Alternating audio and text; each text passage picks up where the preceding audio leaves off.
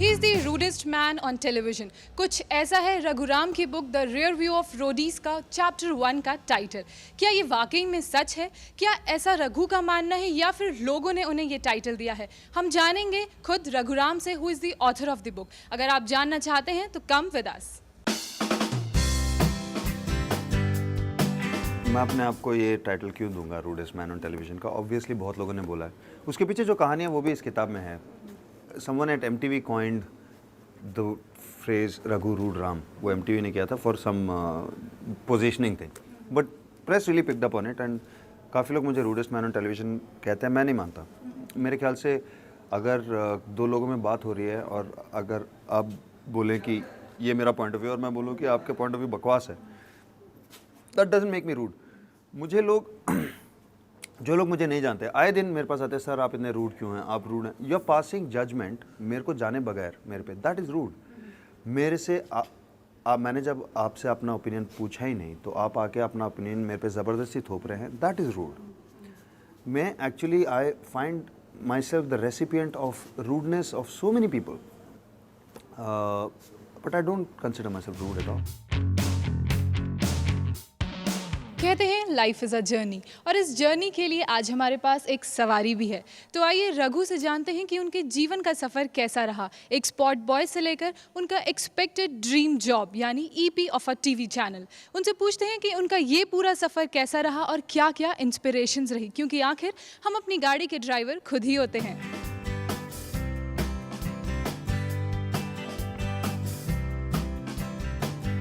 मैं अपनी ज़िंदगी में बहुत टाइम तक ड्राइवर नहीं था, अपनी लाइफ में पैसेंजर ही था, क्योंकि मेरे को मैं बहुत शाय हुआ करता था। अभी भी हूँ, बट पहले बहुत ज़्यादा था।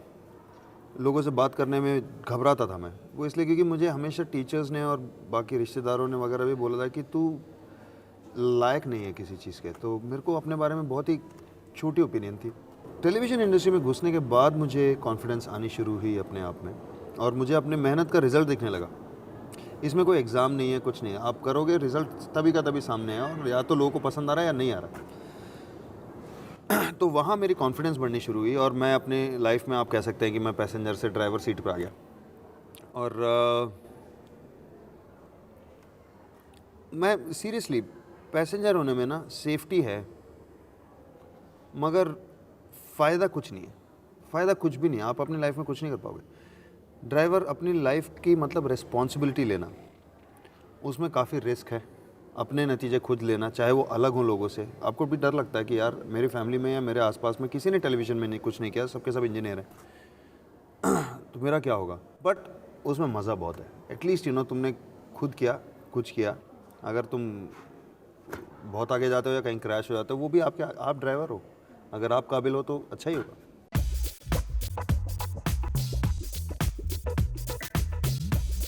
आज मैं सूर्य वर्ल्ड कॉलेज की लाइब्रेरी के अंदर हूँ और मेरे साथ हैं रघुराम। उनसे जानते हैं कि उनका अक्सर लाइब्रेरी में आने का एक्सपीरियंस कैसा रहता है। हाय रघु। हेलो, कैसे हैं आप? मैं अच्छी हूँ। Nice meeting you again.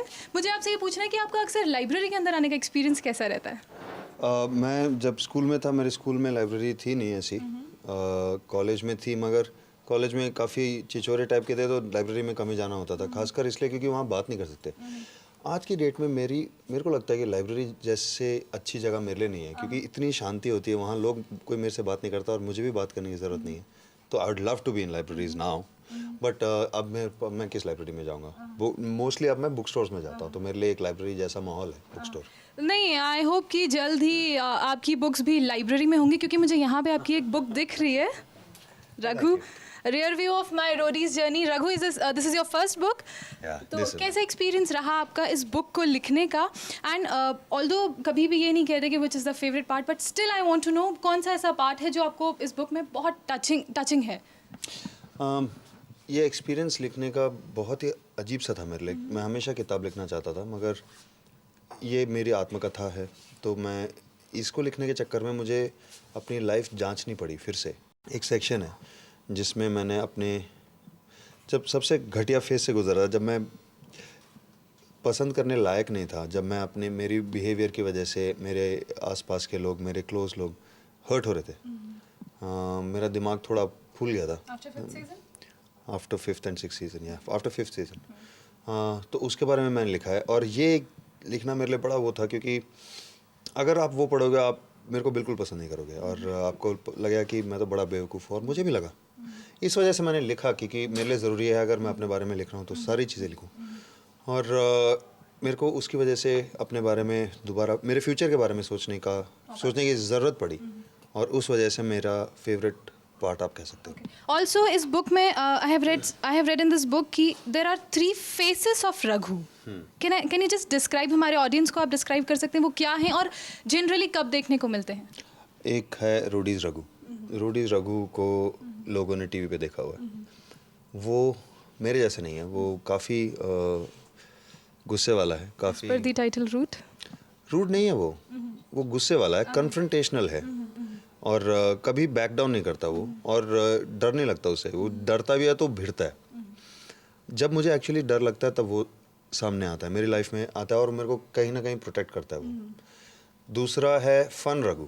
Fun Raghu एक ऐसा बंदा है जो पार्टी की जान है, महफिल की शान है, और सब लोग उसे बहुत पसंद करते हैं, बस उसके साथ रहना चाहते हैं। अगर वो फन रघु आ गया तो बाकी सब की छुट्टी है, क्योंकि सारे मस्त लोग, लड़के लड़कियां सब उसी के साथ होंगे, सब नाच रहे होंगे, वो सब कर रहे होंगे। ये बहुत कम होता है और उसके लिए मुझे बहुत ज़्यादा कंफर्टेबल होना पड़ेगा या फिर बहुत ज़्यादा अनकंफर्टेबल होना पड़ेगा। अगर मैं बहुत ज़्यादा अनकंफर्टेबल भी हुआ तो ये फन रघु बाहर आ जाएगा और धमाल मचा देगा। तीसरा सिर्फ रघु है, वो मैं हूँ जो आपसे भी बात कर रहा है। वो काफ़ी शाय है और धीमी आवाज़ में ही बात करता है और स्माइल ज़्यादा करता है और किसी से आर्ग्यू नहीं करता। Thank you very much Raghu. मैं उम्मीद करती हूँ कि आपकी इस चमचमाती स्माइल यूँ ही बनी रहे। Thank you very much, it was a pleasure talking to you. तो ये थे हमारे साथ रघुराम, जिन्होंने हमें अपने 3 फेसेस के बारे में बताया, एंड आई होप आपको इनके ये तीनों फेस काफ़ी इंटरेस्टिंग लगे होंगे। कैमरामैन हरविंदर सिंह लाली के साथ Jyotsna Patni, day and night news. खबरों की दुनिया में आइए, हमारे साथ कहीं भी और कभी भी जुड़िए। हम मिलेंगे फेसबुक पर, हम दिखेंगे यूट्यूब पर, हमें फॉलो कीजिए ट्विटर पर। खबरों के साथ बने रहिए रात दिन।